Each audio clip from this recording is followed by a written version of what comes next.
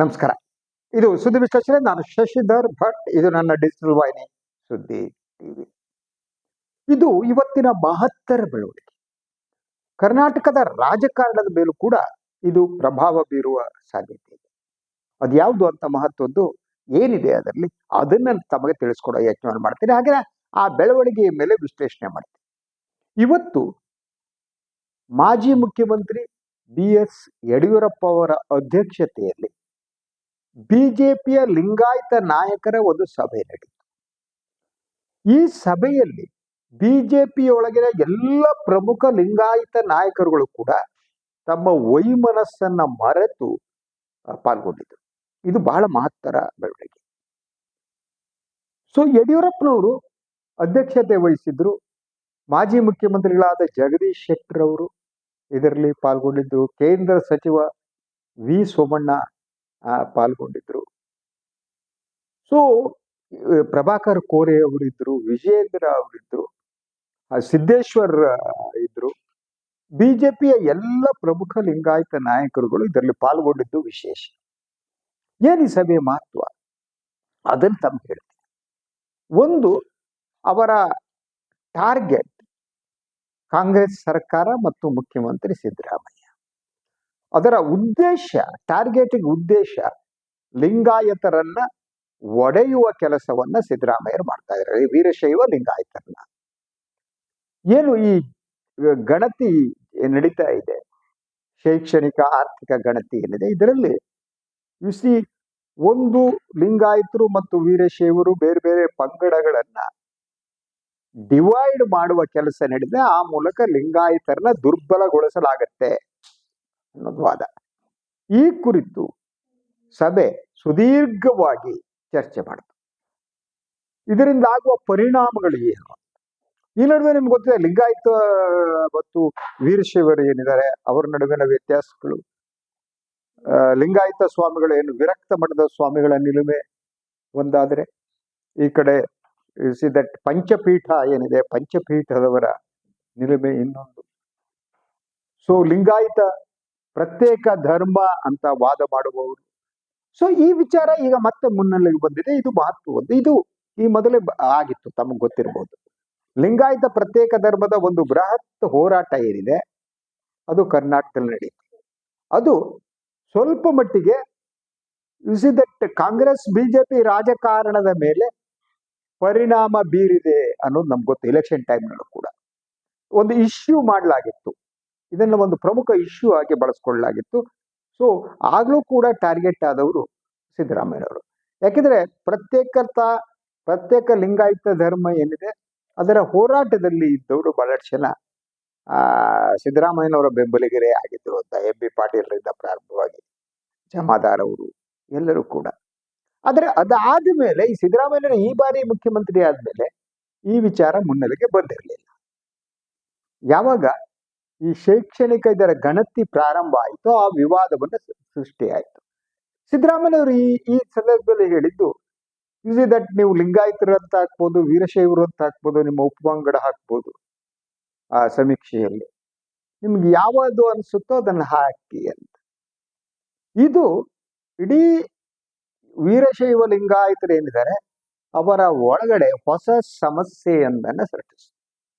ಅಂದ್ರೆ ಟೋಟಲ್ ಕರ್ನಾಟಕದಲ್ಲಿ ಲಿಂಗಾಯತರು ಎಷ್ಟಿದ್ದಾರೆ ಅಂತ ನಾವೇನು ಅಂದ್ಕೋತೀವಿ, ಈಗ ಡಿವೈಡ್ ಮಾಡುವ ಮೂಲಕ ಲಿಂಗಾಯತರ ಶಕ್ತಿ ಕುಂದುತ್ತೆ ಅನ್ನುವುದು ಅವರ ವಾದ. ಅಂದ್ರೆ ಫಾರ್ ಎಕ್ಸಾಂಪಲ್, ಈಗ ವೀರಶೈವರು ನಾನು ವೀರಶೈವ ಅಂತ ಹಾಕೋದು ಬೇರೆ ಕ್ಯಾಟಗರಿ, ಲಿಂಗಾಯತರು ತಾವು ಲಿಂಗಾಯತರಲ್ಲಿ ಬೇರೆ ಹಾಕೋದು, ಅದ್ರ ಜೊತೆಗೆ ಸಾದರ ಲಿಂಗಾಯತರಿದ್ದಾರೆ ಅಲ್ವಾ, ಬೇರೆ ಬೇರೆ ಲಿಂಗಾಯತರ ಇದೆ. ಅದರಂತೆ ಬಸವಣ್ಣ ಮಾಡಿರುವ ಈ ಕ್ರಾಂತಿಯಲ್ಲಿ ಲಿಂಗಾಯತರ ಧರ್ಮವನ್ನು ಸ್ವೀಕಾರ ಮಾಡೋದವ್ರು ಇದಾರಲ್ಲ, ಅವ್ರಲ್ಲಿ ಬೇರೆ ಬೇರೆ ಕಮ್ಮಾರರಿದ್ದಾರೆ, ಸಮಾಜದ ಅವರೆಲ್ಲ ಸಪರೇಟ್ ಹಾಕ್ಬಿಟ್ರೆ ಒಟ್ಟಾರೆ ಲಿಂಗಾಯತರ ಸಂಖ್ಯೆ ಇದೆಯಲ್ಲ ಕಡಿಮೆ ಆಗುತ್ತೆ.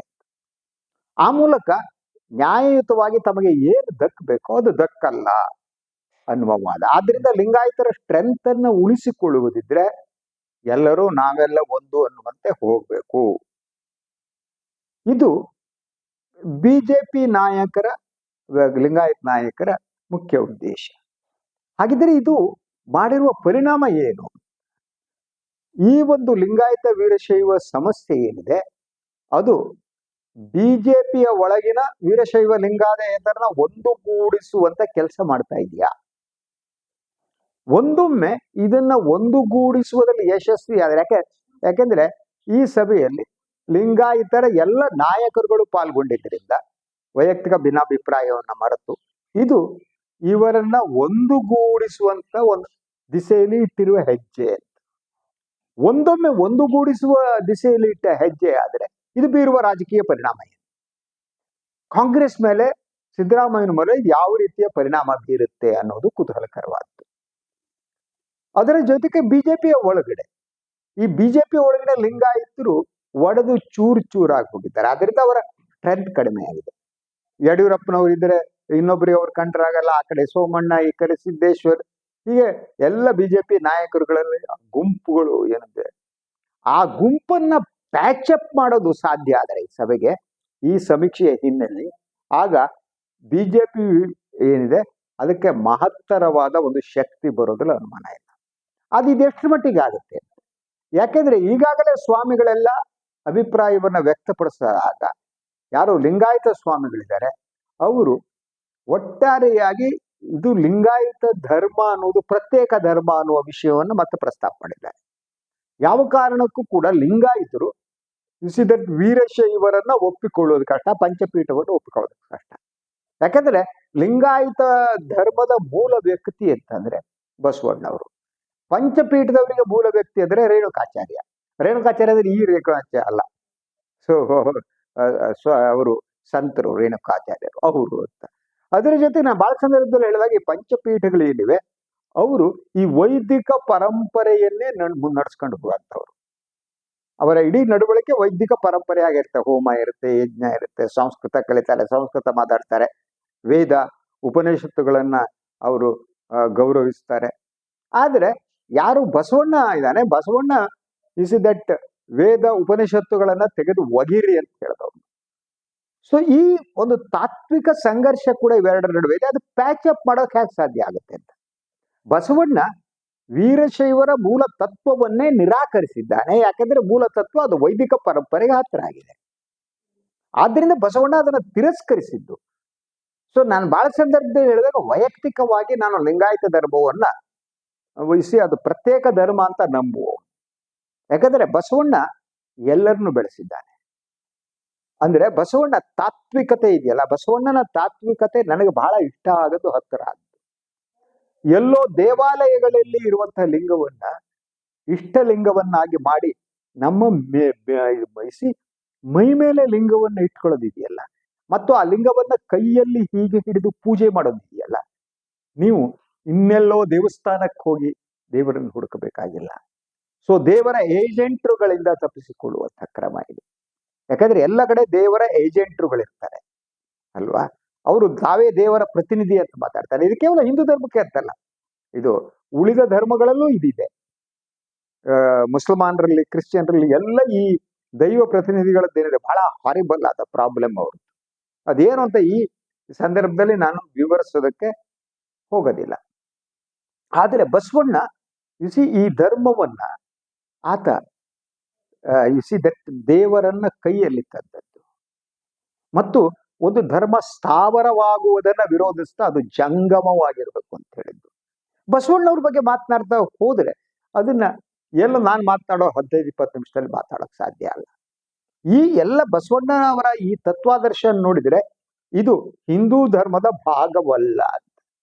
ಹಿಂದೂ ಧರ್ಮವನ್ನ ತಿರಸ್ಕರಿಸಿಯೇ ಬಸವಣ್ಣ ಈ ಧರ್ಮವನ್ನ ಹುಟ್ಟಾಕದ್ದು. ಈವನ್ ಜೈನ ಧರ್ಮ ಆಗಲಿ, ಬುದ್ಧ ಧರ್ಮ ಆಗಲಿ, ಅವೆಲ್ಲ ಕೂಡ ಹಿಂದೂ ಧರ್ಮವನ್ನ ವಿರೋಧಿಸಿಯೇ ಹುಟ್ಟಿಕೊಂಡದ್ದು.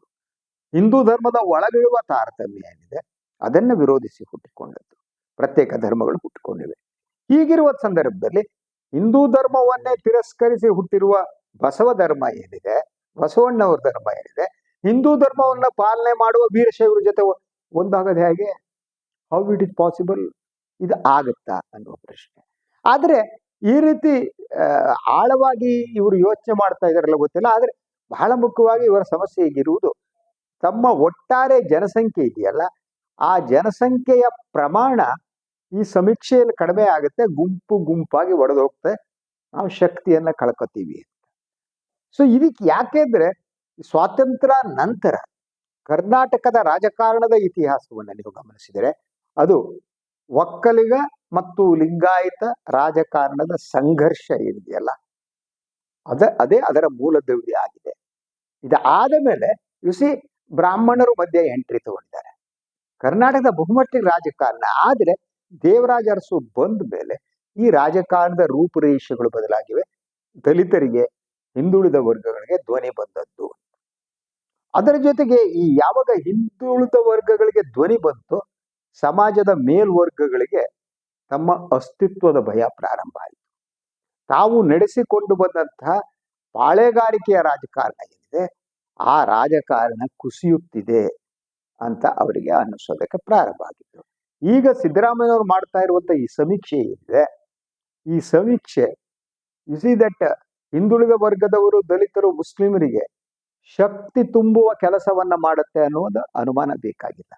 ಇದರಿಂದ ಮೇಲ್ಜಾತಿಗಳಲ್ಲಿ ಒಂದು ಆತಂಕ ಪ್ರಾರಂಭ ಆಗಿದೆ.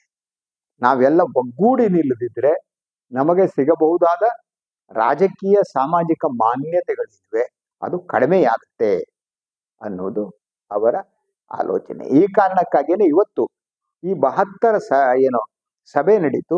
ಇದು ಲಿಂಗಾಯತರನ್ನ ಒಗ್ಗೂಡಿಸಿದರೆ, ವೀರಶೈವ ಮತ್ತು ಲಿಂಗಾಯತರ ರಾಜಕೀಯವಾಗಿ ಗಂಭೀರ ಪರಿಣಾಮ ಬೀರುತ್ತೆ. ಆವಾಗ again Congress will have to face the music, Siddaramaiah will have to face the music.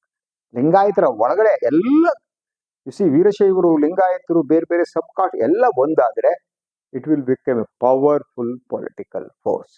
ಆಗ ಇದು indirectly it will help to the BJP ಅಂತ. ಆ ಕಾರಣಕ್ಕಾಗಿಯೇ ಸೊ ಇದಕ್ಕೆ ಬೇರೆ ಬೇರೆ ಆಯಾಮಗಳಿವೆ. ಇವತ್ತು ಈ ಒಂದು ಸಭೆ ನಡೆಸುವ ಮೂಲಕ ಯಡಿಯೂರಪ್ಪನವರು ಇನ್ನಷ್ಟು ಆಗ್ತಿದ್ದಾರೆ ಅಂತ. ಬಿಜೆಪಿಯ ಒಳಗಿರುವ ಲಿಂಗಾಯತರ, ವೀರಶೈವರ ಒಡಕನ್ನು ಅವರು ಸರಿಪಡಿಸೋಕೆ ಸಾಧ್ಯ ಆದರೆ ಅವರ ಮಗ ಏನಿದ್ದಾರೆ ಅವರು ಇನ್ನಷ್ಟು ಪ್ರಬಲರಾಗ್ತಾರೆ. ವಿಜಯೇಂದ್ರ ಅವರು ಬಿಜೆಪಿ ಅಧ್ಯಕ್ಷರು. ಈಗ ಯಡಿಯೂರಪ್ಪ ಹಿರಿಯ ರಾಜಕಾರಣಿ ಈ ದಿಸೆಯಲ್ಲಿ ಹೆಜ್ಜೆಯನ್ನ ಇಟ್ಟಿದ್ದಾರೆ.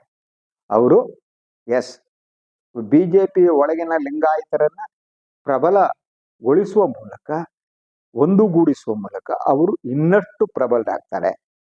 ವಿಜಯೇಂದ್ರ ಇನ್ನಷ್ಟು ಪ್ರಬಲರಾಗ್ತಾರೆ. ಆವಾಗ ದಟ್ ಬಿಜೆಪಿಯ ಒಳಗಿರುವ ಯಡಿಯೂರಪ್ಪ ವಿರೋಧಿಗಳೇನಿದ್ದಾರೆ ಅವರು ಅಸ್ಥಿರಗೊಳ್ತಾರೆ. ಆಗ it will be very serious thing for that. ಇದು ಓವರಾಲ್ ಕಾಂಗ್ರೆಸ್ ಮೇಲೆ, ಬಿಜೆಪಿ ಮೇಲೆ, JDS ಮೇಲೆ, ಎಲ್ಲದರ ಮೇಲೆ ಇದು ಪರಿಣಾಮ ಬೀಳುವ ಮಹತ್ವದ ರಾಜಕೀಯ ಬೆಳವಣಿಗೆ. ಇದಾದ್ಮೇಲೆ ಮುಂದೆ ಏನಾಗುತ್ತೆ ಆದ ತಕ್ಷಣ ತಮ್ಮ ತಲುಪಿಸೋ ವ್ಯವಸ್ಥೆ ಮಾಡ್ತೀನಿ. ಇದು ಇವತ್ತಿನ ನನ್ನ ಸುದ್ದಿ ವಿಶ್ಲೇಷಣೆ. ಇದನ್ನು ಲೈಕ್ ಮಾಡಿ, ಸಬ್ಸ್ಕ್ರೈಬ್ ಮಾಡಿ, ಶೇರ್ ಮಾಡಿ, ಬೆಲ್ ಐಕಾನ್ ಪ್ರೆಸ್ ಮಾಡೋದಕ್ಕೆ ಮರಿಬೇಡಿ. ಹಾಗೇನೆ ಸಾಧ್ಯ ಆದರೆ ಸಹಾಯ ಮಾಡಿ. ಸ್ವತಂತ್ರ ಪತ್ರಿಕೋದ್ಯಮವನ್ನು ಉಳಿಸಿ ಬೆಳೆಸಿ. ಎಲ್ಲರಿಗೂ ನಮಸ್ಕಾರ.